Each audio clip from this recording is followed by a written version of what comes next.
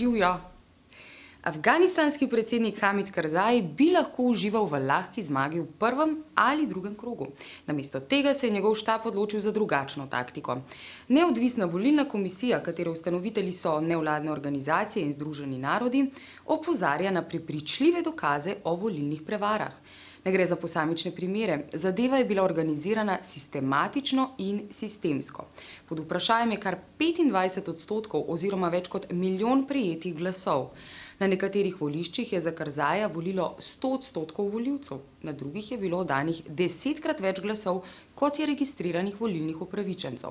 Po preštetih glasovih predsednik Karzai vodi z okoli 54%, njegov najresnejši nasprotnik Abdullah jih ima 28. Druga novica! Smo? Ste? Gremo. Po letalskem napadu na 2 tovornjaka cisterni v Afganistanu, v katerem je umrlo okoli 130 ljudi, večinoma civilistov, se talibani, uradne oblasti, mednarodne organizacije in okupacijske oblasti še vedno ne morejo uskladiti okoli števila in strukture žrtev. Poveljnik enot ISAF, general McChrystal, je ukazal preiskavo dogodka, sočasno pa prepovedal točenje alkohola v NATO-vem štabu v Afganistanu. Začetni indici kažejo, da je bil napad izveden v nasprotju z NATO-vimi priporočili, ki določajo, da sta za odobritev letalskega napada potrebni potrditvi vsaj 2 neodvisnih virov. General McChrystal je v dnevnem poročilu zapisal, da je osebje imelo prevelikega mačka, da bi bilo sposobno dati razlago za odobritev napada, ki je terjal življenja vsaj 70 civilistov. Izraelski premier Netanjahu bi se rad dogovoril z ZDA o politiki naseljevanja na zasedenih ozemljih.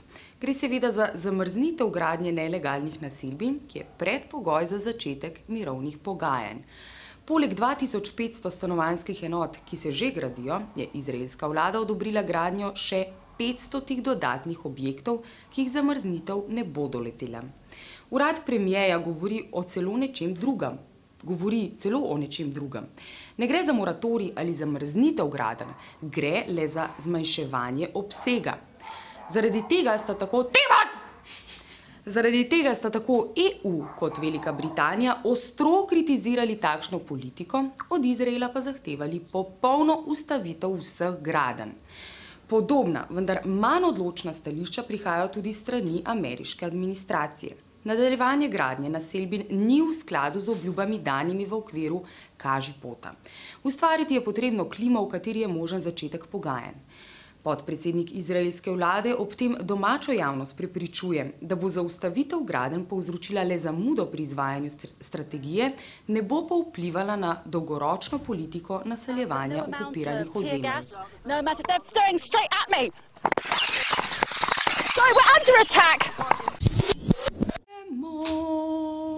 Gremo. Odnosi med venezuelskimi zasebnimi mediji in predsednikom Chávezom nikoli niso bili dobri. Ti so sodelovali z akterji državnega udara leta 2002, predvajali vnaprej pripravljena poročila in intervjuje z voditelji državnega udara, javnosti prikrivali dejansko dogajanje, tujim medijem pa posredovali informacije o Chávezovem odstopu, ne o državnem udaru.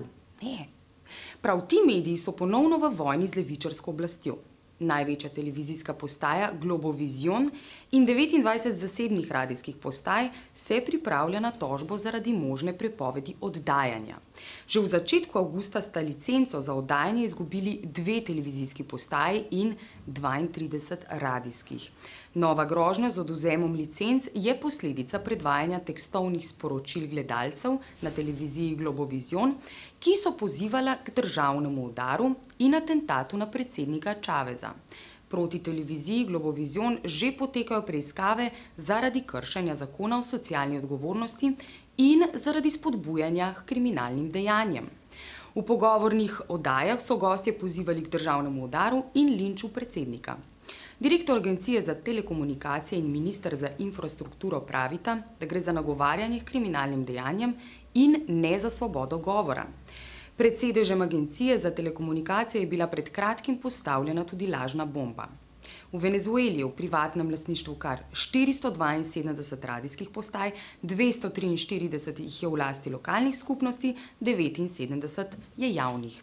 Podobno je na televizijskem trgu, 65 televizij je privatnih, 37 jih je v lastništvu skupnosti, 6 postaj je državnih.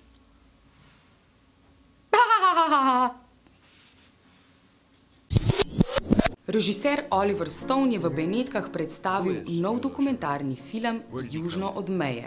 Na premiero je prišel skupaj z venezuelskim predsednikom Chávezom, glavnim junakom tega filma. Za film o Chávezu in južnoameriški levici se je odločil zaradi pristranskosti ameriških medijev in oblasti do Cháveza in ostalih levičarskih voditeljev. Projekt je presegel začetne načrte, ki bi morali pokrivati zgolj pristranskost korporativnih medijev. Na premieri je Chávez izjavil, da Južna Amerika doživlja preporod, torej svojo lastno renesanso. Po govoru o premieri je doživel stoječe ovacije. Oliver Stone se je dogovarjal tudi za snemanje dokumentarca z iranskim predsednikom Mahmudom Ahmadinedžadom. Projekt ga je zanimal, ker je pričakoval, da bo, če bi bila okupacija Iraka uspešnejša, Iran napaden. Z junijem je Kitajska prvič v zgodovini postala neto prodajalec ameriških državnih obveznic. V tem mesecu se je znebila 25 milijard dolarjev, največ do sedaj. Septembrom je začela z izdajo lastnih obveznic, ki niso nominirane v dolarjih. Prva emisija obsega okoli 8 milijard dolarjev. Sočasno se je podala v nakup obveznic Mednarodnega denarnega sklada v vrednosti 50 milijard dolarjev. Ostro kritizira politiko ameriške centralne banke, ki se je spremenila v tiskarno denarja. Vodstvo centralne banke že nekaj časa govori, da bo diverzificiralo svoj portfelj.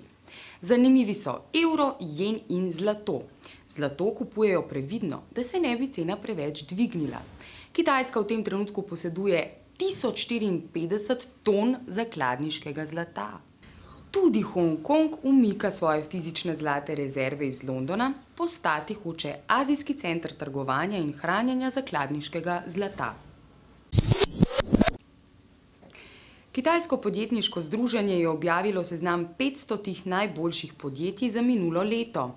Čisti dobički teh družb so znašali 171 milijard dolarjev, kar je napram letu 2007 padec za 13%. 500 največjih ameriških družb je v letu 2008 pridelalo 99 milijard dolarjev čistih dobičkov, kar predstavlja 85% padec glede na leto poprej. Največja kitajska podjetja so uspešna tudi globalno, saj se je 37 podjetjem uspelo prebiti med 500 največjih na svetu. Največjih na svetu.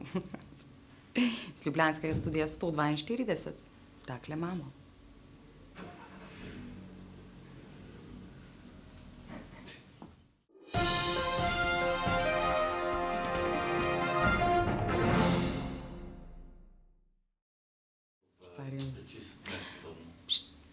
Hongkong, tudi... Čakaj. Tigo. Tigo! Čakaj.